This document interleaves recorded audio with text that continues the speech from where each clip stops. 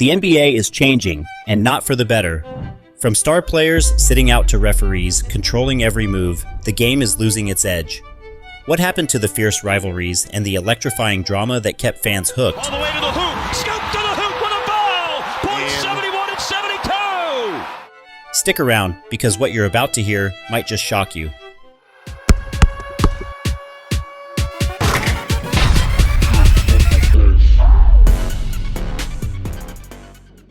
Once, the NBA was all about tough games, fierce rivalries, and unforgettable moments.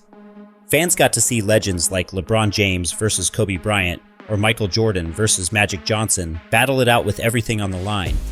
But now, the league feels different. Players seem scared, referees control too much, and the drama that made the NBA exciting is fading fast. Just look at the way technical fouls are handed out today. A player glares at an opponent, tech. Someone claps in frustration, tech. It's like the NBA is punishing players for showing emotions. Since when did basketball turn into a game where showing passion is a crime? Fans love drama. It's what keeps the game interesting. But now even the smallest bit of trash talk or intensity gets shut down. Compare this to the UFC. When Conor McGregor fought Floyd Mayweather, the press conferences alone got more views than some NBA Finals games. The fight itself was huge, but people were hooked way before it even started. And that's the issue.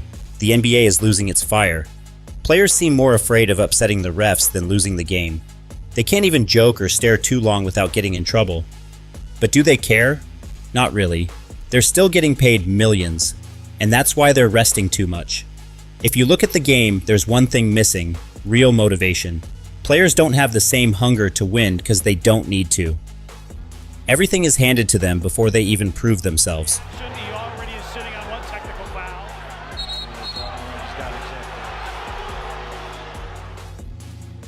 Zion Williamson got a $100+ million Nike deal before playing a single NBA game. One good season? That's enough to lock in a $200 million contract, just based on potential. Back when Michael Jordan played, you had to be the best to secure generational wealth. Winning and success were the only way to get paid. Now, it's different. Contracts are so big that some players don't even seem to care about playing. The LA Clippers gave Kawhi Leonard $176 million, and he's missed more games than he's played. Maybe he's too busy enjoying that money. Even Joel Embiid, the league MVP, has decided he won't play back-to-back games anymore. Why? Because he already got what he wanted: money. And it's not just them. Teams are sitting multiple stars at once, turning big matchups into G League games. Some players miss 20 games a season just for rest. Fans spend hundreds of dollars to see their favorite stars, only to find out they're not playing. It's like paying for a concert and realizing they're just playing a recorded album. Is that fair?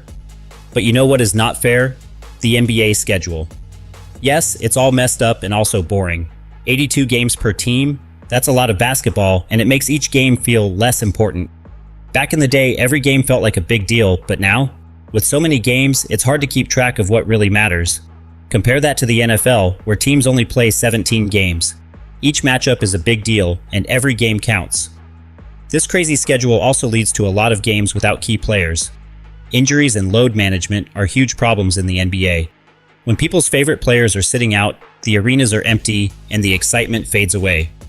Think about it, teams playing 3 to 4 times a week? That's just too much. With players resting or getting injured, NBA games are starting to feel less meaningful. And if you want to watch your favorite teams match, you're in for a headache. NBA games are spread across multiple streaming services like ESPN+, Hulu Plus Live TV, and Paramount Plus, meaning you need a ton of subscriptions just to watch all the action. And if you want to watch a game for free, you'll likely end up on some shady websites full of pop-up ads. These platforms are paying big money for NBA content, but they're not getting the returns they expected. And with ADS everywhere, whether it's Amazon selling jerseys or ESPN pushing sports betting, and even some platforms considering virtual reality options, sure, the NBA just signed a massive deal and made more money than ever, but that doesn't change the fact that viewership is dropping. This season alone, it's down 28%. Since 2012, it's fallen a shocking 48%. Fans are tuning out. Money won't fix that if they don't pay attention. Wait, the video doesn't end yet. I have a question for you. What did you do when Michael Jordan left the Chicago Bulls and joined the Washington Wizards? Did you stop watching? Did you stay loyal to the Bulls, or did you follow Jordan? I ask this because this is one of the biggest problems with the NBA today. There's no team loyalty anymore. Players change teams so often that fans don't even know who to root for. One season, a superstar is the face of a franchise. The next, he's wearing a different jersey.